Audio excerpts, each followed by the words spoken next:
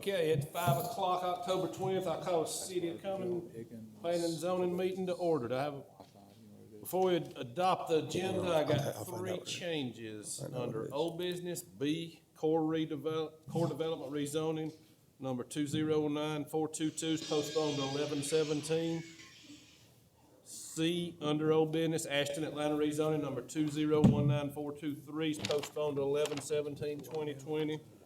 And 5A, under new business, 14905 Hopewell Group LLC annexation, number 2019263 is postponed to 11/17. With those modifications, do I have a motion to adopt the agenda? Motion about agenda? Second. Motion second, by vote, carries unanimous. Thank you.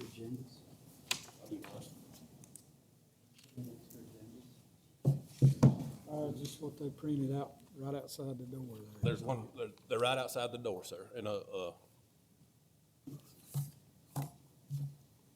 okay. Old business A, Lennar, Georgia, rezoning number 2018321. We're gonna have a public hearing, but before we start, I just wanna tell everybody, 15 minutes each side. If we see we need to get more, that's fine. We'll talk about that when we get to the point. Please address the podium, not each other. You know, this is an information gathering thing. We're an information gathering board. That's what we're here for. So with that, do I have a motion that we open the public hearing? Motion to open the public hearing. Second. Second, everybody vote. Carry unanimous. Public hearing is now open. If I have someone want to come up and speak,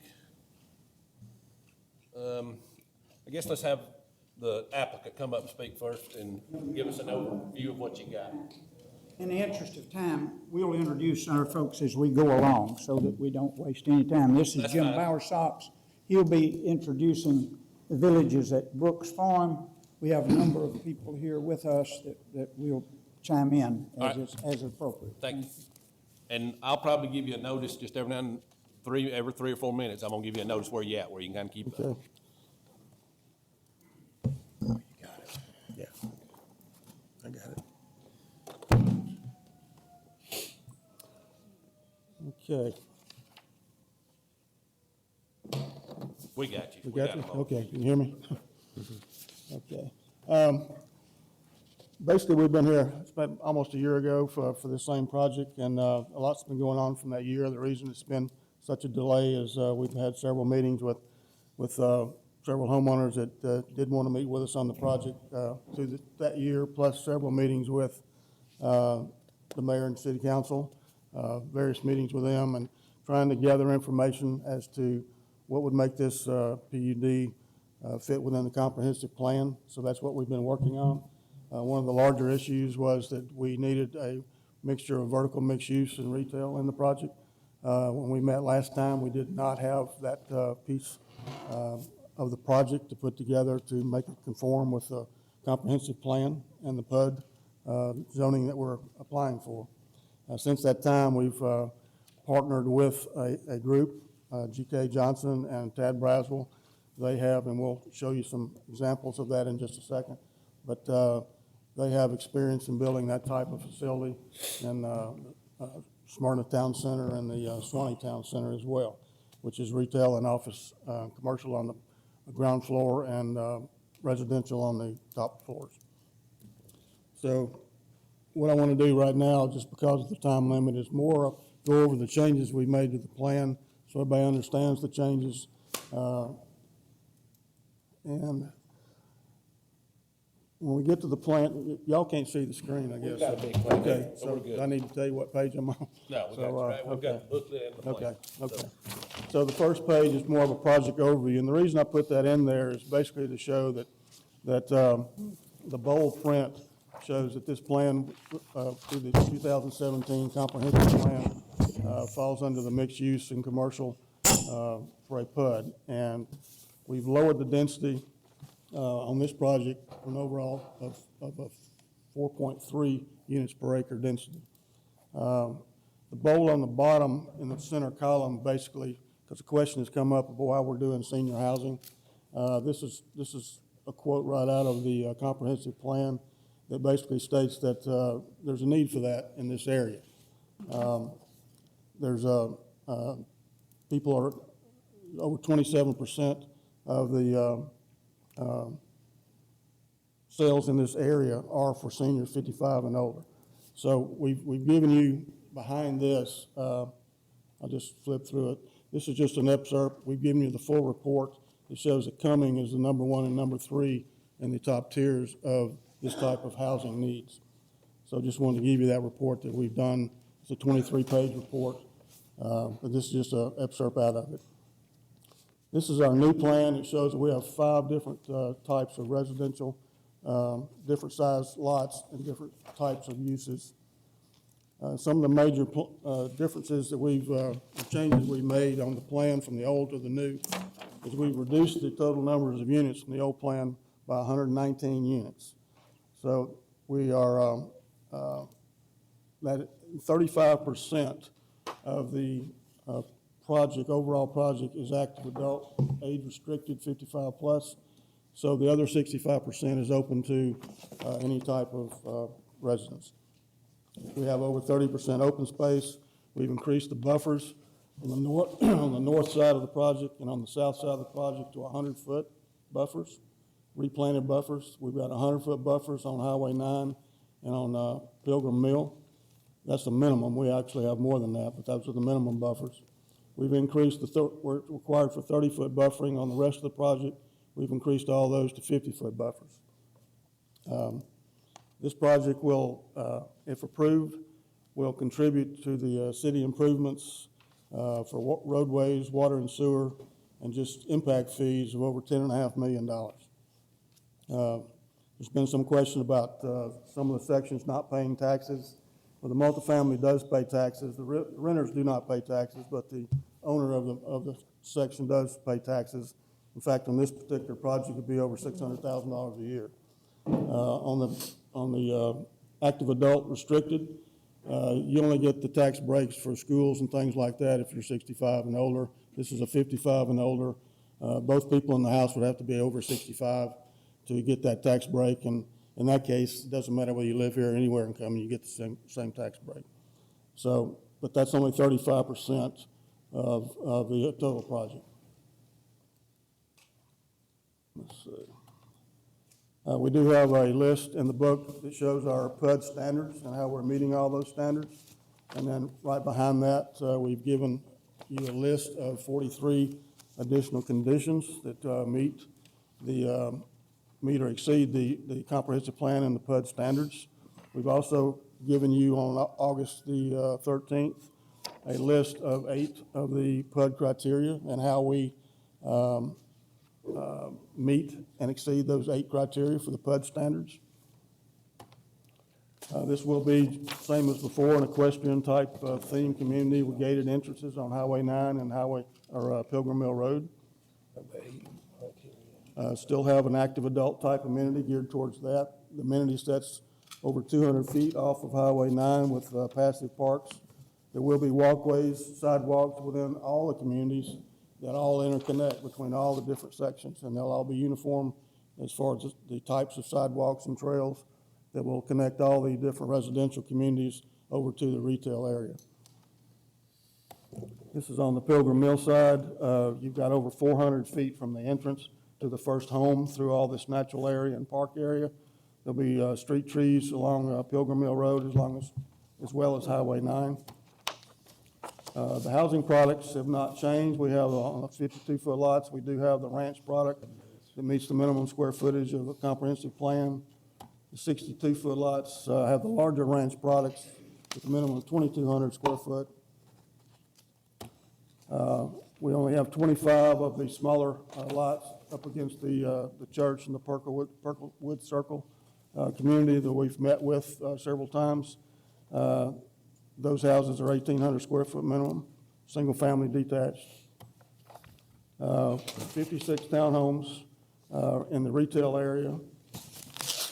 The multifamily will be a resort style with multifamily units, and we've reduced those by a total of 62 units from the original plan. So that's down to 336 now.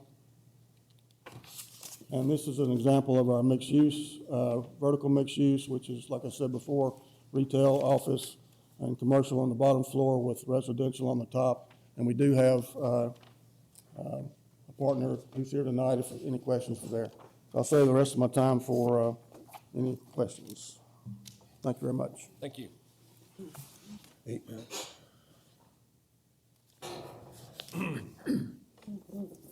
Is there anyone else here that would like to speak for this, or? I know y'all got some other people over there, but I think you're saving them for questions if we've got them right. Okay. Hold on, I'm technology challenged and I've got to reset my clock here. All right, I have someone want to come up and voice any concerns over this development? Come state their name. Don't forget to state their name.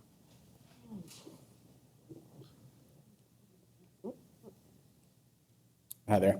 My name is Zach McMillan. I'm working with a group of residents around the area that have kind of been tracking the project from the beginning. I guess one of the questions I have is administrative. So we're having a public hearing today. This will be presented. Will this be voted on today to go to the board? Because the reason I ask that is from the original we've seen till now, though obviously there have been changes made. One of our goals is to meet the comprehensive plan. A lot of the changes that have been made today have been in the effort to meet that comprehensive plan, so we need some time to digest that to see if we're actually doing that or if we're trying to meet the bare minimum to get it through to the next step. To answer your question, we don't plan on having a vote tonight. This is an information gathering. Okay. This is the 30-something plan we've been meeting or whatever. We finally come to something, bring back to the public, let you see or Sure. whatever. This is information gathering for our board to see what we're gonna do and then working on conditions from down the road. So no, there will not be a vote. Perfect. I appreciate the clarification. So to consolidate some of the thoughts we have, the biggest effort is we want to make sure this does meet with the city's comprehensive plan. At the end of the day, this is a piece of property that is essentially kind of the crown jewel of the area. And it, along with the city center, is going to be tying together what the city of Cumming will be for the next 30, 50 years. When we saw the original plan, what we're looking at is we see high density, we see high traffic, we see low revenue going towards overcrowded schools. Those are some major concerns we have. From the original to now, we've seen over 55 put in, taken out, so there's obviously some back and forth there. So that's why I say we'd love to take a look at this and digest it and have some more thoughts.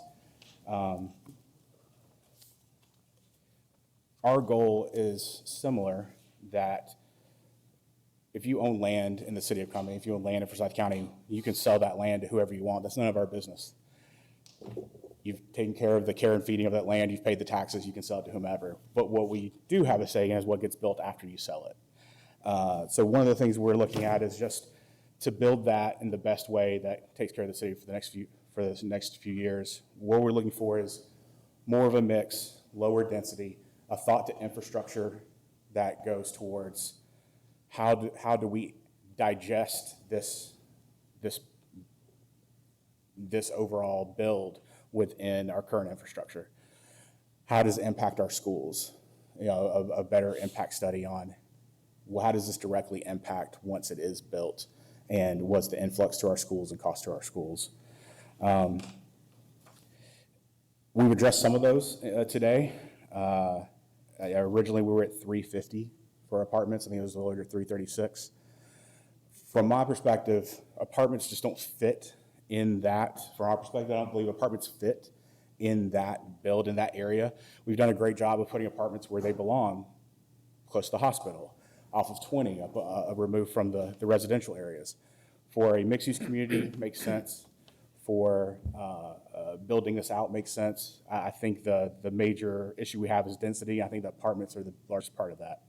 So that's my opinion. I don't want to speak for everyone. Is there anything? I think I hit the points. Is there anything? No. Thank you, sir. Thank you. That was 3 minutes, basically, 2:58. I'm just letting everybody know where you're at in time. Okay, I mean, so, You can still come. do we have like 3 minutes, is that what you said? Oh, you got plenty of time. Oh, yeah, I'm just trying to tell you where you're at in your time. Okay. I was doing it with them with Okay, fingers, but well then, thank you, Chairman and members, for having us here, and thank you, Emery and the Mastermans, for the presentation. As like we said, state your name. Oh, I'm so sorry. Go ahead. Think everybody knows me here. That's all right, go ahead. I'm Sandra Willard Smith. I am a city resident. I live over at Highland Manor. Lived here, I'm 59, lived here all my life. My mom, the Willards, Masterons, we're all friends, neighbors. So really the only thing I want to say tonight is, again, like Zachary said, we haven't had a chance to look at the specific changes, so we just want to reserve the right to have that before the vote, which you just told us that. And really, the only thing I want to say is we are representing about 200 of our neighbors. I know Mr. Lipton said he has met with the neighbors and got a consensus that, this is what they want. I'm here to tell you that is not the fact. We do not agree on everything, but we're trying to work with them. And again, the last thing, Mashburns, it is their property. They can do what they want as long as it does, meet our comprehensive plan. And we just want to have, the development that meets the rest of these people who've been here 60 years. And, they want it to keep their property values, going up. We don't want it to go down. And at the end of the day, that's what we want. All right, Thank you. Is there anyone else that would like to speak? All right, come on up, sir. Please state your name. I won't be as nice as she was. That's okay. Please state your name and for the record. Frederick O. Veely, And you're at 5 minutes, just to let you know, so I'm just letting you know where you're at in your time before you get there. Habersham Point, Holy Spirit Church. I've lived here 10 years. I've been here 27 years. Army sent me here 27 years ago. I moved up here for quality of life. There is no way that putting 700 units, including what's been described here, it's not going to change this neighborhood. We have a nice little town here. We have a great quality of life. If you don't think the traffic is a problem now, you build something like this, it's going to be a nightmare. We're going to have policemen letting us come in and out of our church if this thing goes. Also, and this is generic, there's a choke point. They built these new 3 lanes on Pilgrim Mill on the other side of 400. There's a choke point. It goes from 3 lanes into 2. That's going to be a nightmare right off. Coming in here today, I can't go through Cumming. I can't drive through Cumming. I got to go around to get here into this parking lot. You just can't drive in. Same thing at noontime. I go to Gainesville on Thursdays at 4:30. Admittedly, the traffic has been a little different because of the virus. When the traffic gets back to where it was, you can't get off 400 onto Pilgrim Mill Road because the traffic's backed up about 1.5 miles, 2 miles. You have to go up to exit 17. It's just going to make it worse. And there was a remark about the apartments. That millennials are going to be there. Millennials don't have cars. Millennials use public transportation. Nothing against Forsyth or the city, but there isn't any public transportation here. That's going to be 2 or 3 cars per unit right there. This may sound a little strange, but there was a lady, I was the president of the Square Dance Club, she said, Fred, you can't do what's best for just you and a few people. You got to do what's best for everybody. We don't need this. It can be done somewhere else. It can be done somewhere where it won't impact and affect our quality of life. The city of Alpharetta put a horse park, Wills Park. Probably everybody in this room has been to Wills Park at one time or another. And they actually had, it was an equestrian center, and tennis, and swimming. Something like that could be done. Think about the citizens. That's all I'm saying. Thank you for your you, sir. service, and I appreciate it. Thank you. Okay, is there anyone else that'd like to speak?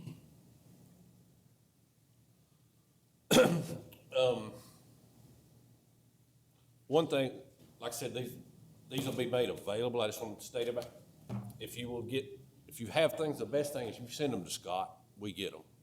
We've got the letter from Friday. I think I got one Friday. We get whatever y'all send. We've got files on this. I've got 100 copies of everything. So I just want everybody to know, if you will get the information in to us, we will take care of it. Anything from y'all right now? I mean, like I said, we're just still gathering facts. Anybody got any questions? Anybody good? Okay. Before I close the public hearing, I just want to thank I want to thank y'all for your patience and your ton of plans and everything. I want to thank y'all for your patience and your involvement. We appreciate it, and we will take the facts and digest what we can. Mr. Chair, I'm sorry to interrupt you. Just for brief, we had 5 minutes for rebuttal. Jim, do we need any of that tonight? I'm sorry, Ralph. If I didn't, hold on 1 second before you start, let me figure out how to clear my phone again. Go ahead, I'm sorry. Yeah, just listening to what was said, some of the opposition, and just to touch on a few of those points. We have worked real hard for over a year trying to make this plan meet the comprehensive plan. And we have reduced somebody said about in and out of the senior living, but we have not. It's always been 55 plus, age restricted. We just reduced the amount of units from where it was. We've reduced them by 50 lots. We reduced the townhomes by 32 lots, and we reduced the multifamily by 62 units. So that's where the 119 unit reduction comes from. But our density is only 4.3, so it's not a high density type development. We respect the fact that it is a new plan. It's been changing for over a year. And so we do respect the fact that the people need to see the plan. We tried to get it out through different sources for people to look at it before this meeting. Property values, these prices are going to start out in the mid-3s and go into the 4s and up as base prices. So I don't see that it's going to really hurt the property values in this area. The traffic, obviously, we've done more than one traffic study. It has gone through the state DRI process. Any resolutions in that DRI and traffic study we intend to abide by and do to make the traffic in this area better. One of the things that the city wants from this project is what we're calling the North Cumming bypass, which is, I think everybody knows where I'm talking about, which is this road up in this area here, which will be realigning Pilgrim Mill Road to connect to the city's portion that will go over and connect into Swanee Drive at the red light. So this will alleviate a lot of the traffic problems that we've heard from some of the neighborhoods to the north and neighborhoods to the south of cut-through traffic. So that's all I have right now. Thank you. Thank you.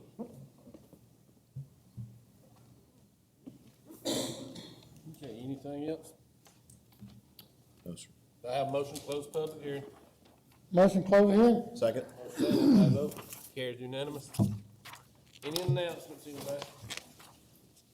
No, sir. No announcements, do I have a motion to adjourn? Motion we adjourn. Motion second, everybody vote. Meeting adjourned. Thank you.